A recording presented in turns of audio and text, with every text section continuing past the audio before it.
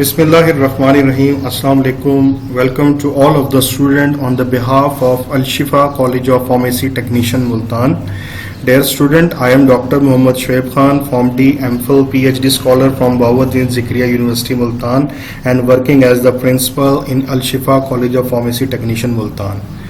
बच्चों, आज जो मैं अपने टॉपिक लेकर आया हूँ वो टॉपिक बैक वक्त फार्माकोग्नोसी और बायोकेमिस्ट्री दोनों में अप्लाई किया जा सकता है। इसमें आपने किसी किस्म की टेंशन नहीं लेनी, दोनों में ये एक जैसा टॉपिक लिखा जाएगा, लेकिन कॉन्सेप्चुअल टॉपिक है, इसको आपने समझने की भरपूर कोशिश करनी है। ठीक है। और आज का जो हमारा टॉपिक है बेटा वो है factor affecting the enzyme activity, कि वो कौन कौन से फैक्टर्स हैं जो कि एंजाइम की एक्टिविटी को अफेक्ट करते हैं। देखा जाए तो बेटा हमारे पास टोटल 7 फैक्टर्स हैं जो कि एंजाइम्स की एक्टिविटी को इफेक्ट कर सकते हैं।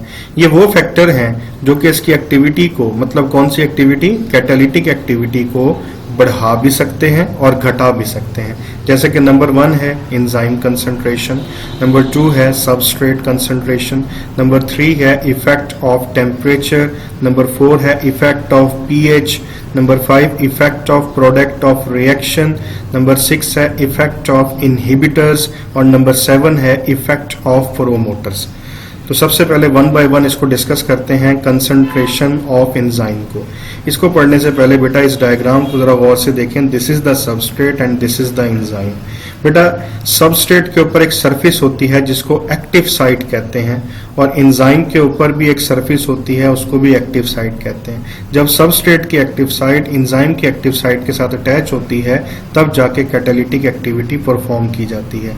तो आइए देखें, इसको नंबर 1 इफेक्ट को पढ़ते हैं, concentration of enzyme. The rate of reaction is directly proportional to the concentration of enzyme, कि जैसे जैसे एंजाइम की कंसंट्रेशन बढ़ती है रेट ऑफ रिएक्शन उसी हिसाब से इंक्रीज होता जाएगा। ये आप देख सकते हैं बेटा, this is the enzyme concentration and this is the rate of reaction. ये डायरेक्टली प्रोपोर्शनल के लिए ये हमेशा स्ट्रेट लाइन से रिप्रेजेंट करते हैं। बेटा अगर आप ये पेपर में ग्राफ बना देते हैं तो आपको बड़े अच्छे मार्क्स जो है ना वो हासिल हो सकते हैं। तो जब भी आपने ये क्वेश्चन अटेम्प्ट करना है तो कोशिश यही करनी है ग्राफ भी साथ प्लॉट करें। बेटा ये जो कंसंट्रेशन ऑफ एंजाइम के बढ़ने से रेट ऑफ रिएक्शन बढ़ क्यों जाता है, इसकी मिसाल ऐसे है कि जैसा कि एक मकान है उसको 10 मजदूर बना रहे हैं, अगर उसी मकान को 20 मजदूर बनाएंगे तो वो मकान शॉर्ट टाइम के अंदर कंप्लीट हो जाएगा। तो इसलिए बेटा जितने आप एंजाइम की कंसंट्रेशन बढ़ाते जाएंगे रेट ऑफ रिएक्शन बढ़ता चला जाएगा। इसी वजह से हम ये कहते हैं कि ये जो हमारे पास कंसंट्रेशन ऑफ एंजाइम है it is the first order reaction. बेटा फर्स्ट ऑर्डर रिएक्शन क्यों कहते हैं, क्योंकि इसमें रेट ऑफ रिएक्शन एंजाइम की कंसंट्रेशन पे डिपेंड कर रहा है। अगर एंजाइम की कंसंट्रेशन कम है तो रेट ऑफ रिएक्शन कम हो जाएगा, और अगर एंजाइम की कंसंट्रेशन ज्यादा है तो फिर रेट ऑफ रिएक्शन क्या हो जाएगा बेटा, ज्यादा हो जाएगा। Next, concentration of substrate. The rate of reaction is directly proportional to concentration of substrate. कि बेटा सबस्ट्रेट की कंसंट्रेशन बढ़ने से भी रेट ऑफ रिएक्शन इंक्रीज हो जाता है, but it is true up to certain limit, कि ये सिर्फ एक लिमिट तक ही हो सकता है और उसके बाद रेट ऑफ रिएक्शन बजाय इंक्रीज होने के वो डिक्रीज होना शुरू हो जाता है या फिर वो कांस्टेंट हो जाता है। आप ये देखें बेटा, ये है रेट ऑफ रिएक्शन और ये हमारे पास है सबस्ट्रेट कंसंट्रेशन। यहाँ तक जैसे जैसे सबस्ट्रेट बढ़ रहा है रेट ऑफ रिएक्शन बढ़ रहा है, लेकिन एक वक्त ऐसा आया कि जब सबस्ट्रेट तो बढ़ रहा है रेट ऑफ रिएक्शन कांस्टेंट हो गया। उसकी रीजन ये क्या होती है बेटा, क्योंकि सबस्ट्रेट बढ़ने से अगर एंजाइम की कंसंट्रेशन कम पड़ जाती है तो एंजाइम जो है सबस्ट्रेट की एक्टिव साइट पे अटैच नहीं होंगे, तो जिसकी वजह से रेट ऑफ रिएक्शन इंक्रीज होने की बजाय क्या हो जाता है बेटा, डिक्रीज हो जाता है। तो ये वाला हमारे पास जो ग्राफ है this is called hyperbola graph, hyperbola graph. और इसको हाइपरबोला ग्राफ क्यों कहते हैं, क्योंकि ये ऊपर जाके इस तरह से स्ट्रेट हो जाता है, और इस स्ट्रेट होने का मतलब ये है कि कंसंट्रेशन ऑफ सबस्ट्रेट तो रेगुलरली बढ़ रही है लेकिन रेट ऑफ रिएक्शन आपका आगे जाके कांस्टेंट हो गया है। उसके बाद है effect of temperature. The temperature at which enzyme is most active is called optimum temperature. एक ऐसा टेम्परेचर जिसके ऊपर एंजाइम मैक्सिमम एक्टिविटी परफॉर्म करता है उसको ऑप्टिमम टेम्परेचर बोला जाता है। अच्छा, अब ये जो ऑप्टिमम टेम्परेचर है बेटा, ये याद रखिएगा, ये बॉडी टेम्परेचर होता है। आपको पता है हमारी बॉडी का टेम्परेचर 37 डिग्री होता है और इस 37 डिग्री के ऊपर एंजाइम अपनी मैक्सिमम एक्टिविटी परफॉर्म करते हैं। ये देखें, ये आप ग्राफ में भी देख सकते हो बेटा कि ये टेम्परेचर है और ये रेट ऑफ रिएक्शन है।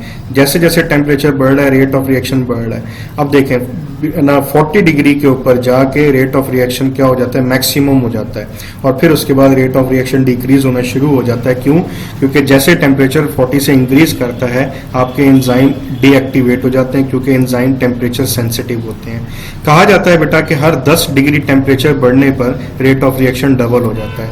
ये आप देख सकते हैं यहाँ पर कि 0 डिग्री के ऊपर एंजाइम्स इनएक्टिव हैं, इसलिए लाइट कलर से शो किए गए हैं। 10 to 20 डिग्री पर एंजाइम लिटिल एक्टिव हुए हैं। 35 to 40 डिग्री पर एंजाइम मैक्सिमम एक्टिव हैं। 50 डिग्री पर एंजाइम इनएक्टिव हो गए और 60 पर एंजाइम डिस्ट्रॉय हो जाते हैं। नेक्स्ट है बेटा इफेक्ट ऑफ पीएच। जिस तरह हर एंजाइम को एक पर्टिकुलर टेम्परेचर की जरूरत होती है, तो इसी तरह हर एंजाइम को एक पर्टिकुलर पीएच की भी जरूरत होती है और उस पीएच को हम ऑप्टिमम पीएच कहते हैं।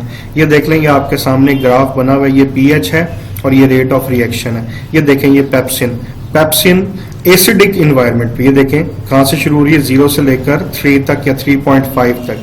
मतलब पेप्सिन एसिडिक एंजाइम है जो कि एसिडिक पीएच के ऊपर मैक्सिमम एक्टिविटी शो करता है। एमाइलेज जो है, सलाइवरी एमाइलेज, ये बेटा स्लाइटली एसिडिक है। स्लाइटली एसिडिक क्यों है? क्योंकि ये अपनी maximum activity near to 7 represent कर रहा है। जबकि एल्कलाइन फॉस्फेटेज ये बेसिक एंजाइम है। ये बेसिक एंजाइम क्यों है? क्योंकि ये पीएच 9 पर या 9 से थोड़ी सी कम पर अपनी मैक्सिमम एक्टिविटी शो कर रहा है। ये देखें बेटा, ये आपके सामने बड़ी जबरदस्त एक टेबल बना हुआ है।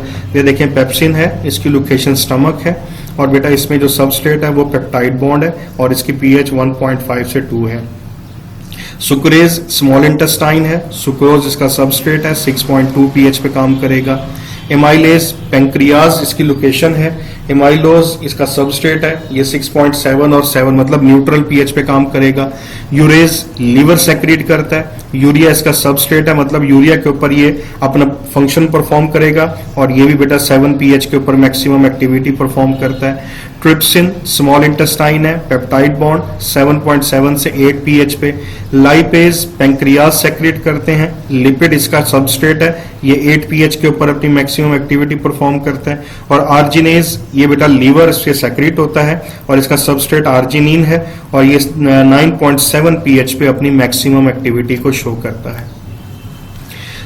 नेक्स्ट है इफेक्ट ऑफ प्रोडक्ट। देखें बेटा, the product form as the result of enzyme reaction accumulate and its excess में lower the enzyme reaction by occupying the active site. क्या मतलब है कि जैसे जैसे प्रोडक्ट बनते रहते हैं आपकी एंजाइम की एक्टिविटी डिक्रीज होना शुरू हो जाती है।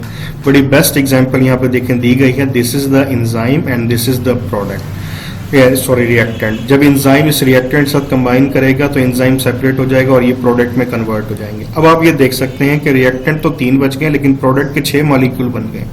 अगर इन 6 में से कोई एक मॉलिक्यूल भी एंजाइम के साथ अटैच होगा तो एंजाइम काम करना छोड़ देगा।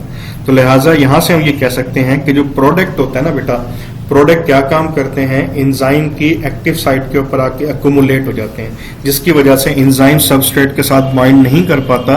तो जब एंजाइम सबस्ट्रेट के साथ बाइंड नहीं करेगा तो उसका रेट ऑफ रिएक्शन बजाय इंक्रीज होने के वो डिक्रीज हो जाएगा। ये आप देख सकते हैं एंजाइम एक्टिविटी, प्रोडक्ट कंसंट्रेशन। जैसे जैसे प्रोडक्ट कंसंट्रेशन बढ़ती जा रही है ये कर्व ऊपर से नीचे की तरफ आ रही है। ऊपर से नीचे की तरफ क्यों आ रही है? क्योंकि अब टाइम गुजरने के साथ साथ रेट ऑफ रिएक्शन डिक्रीज हो रहा है। यहाँ पर लिखा हुआ भी है as the product concentration increase so enzyme activity decreases. This is due to the decrease the chance of enzyme and substrate bumping into each other. मतलब इसमें ये होता है बजाय एंजाइम और सबस्ट्रेट के पेयर बनने के एंजाइम और प्रोडक्ट का पेयर बन जाता है, जिसकी वजह से रेट ऑफ रिएक्शन जो है यहाँ पर डिक्रीज हो जाता है। नेक्स्ट है effect of inhibitor. Sometime a chemical substance may reduce the enzymatic activity. कि कुछ केमिकल सब्सटेंस ऐसे होते हैं जो एंजाइम की एक्टिविटी को रिटार्ड कर देते हैं, रिड्यूस कर देते हैं, तो इनको इनहिबिटर्स कहते हैं।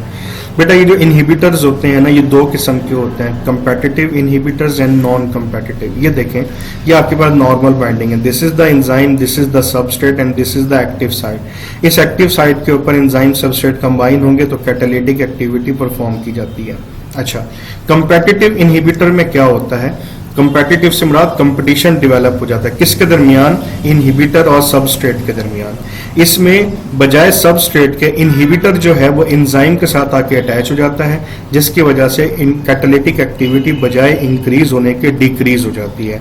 तो आप देख सकते हैं अब यहाँ पे एंजाइम और सबस्ट्रेट की बजाय एंजाइम और इनहिबिटर का कॉम्प्लेक्स बन जाता है, जिसकी वजह से रेट ऑफ रिएक्शन इंक्रीज होने की बजाय डिक्रीज हो जाता है। जबकि नॉन कंपेटिटिव इनहिबिटर में अगर आप देखें तो बेटा ये जो इनहिबिटर हैं ये एंजाइम की शेप को चेंज कर देते हैं, मतलब कन्फर्मेशनल चेंज आ जाता है। कन्फर्मेशनल से मुराद एंजाइम का स्ट्रक्चर चेंज हो जाता है। तो एंजाइम का जब स्ट्रक्चर चेंज होगा तो आप ये देख सकते हैं उसकी एक्टिव साइट भी चेंज हो जाती है। तो जब एक्टिव साइट चेंज होगी तो सबस्ट्रेट प्रॉपर तरीके से एक्टिव साइट में आकर अटैच नहीं होगा, जिसकी वजह से रेट ऑफ रिएक्शन बजाय इंक्रीज होने के डिक्रीज हो जाता है। उसके बाद बेटा लास्ट है effect of promoter. Sometime a chemical substance increase the enzymatic activity. कुछ केमिकल सब्सटेंस ऐसे होते हैं जो एंजाइम एक्टिविटी को बढ़ा देते हैं, उनको प्रोमोटर्स भी कहते हैं और इनको एक्टिवेटर्स भी कहा जाता है। They increase the catalytic activity of enzyme by providing the energy.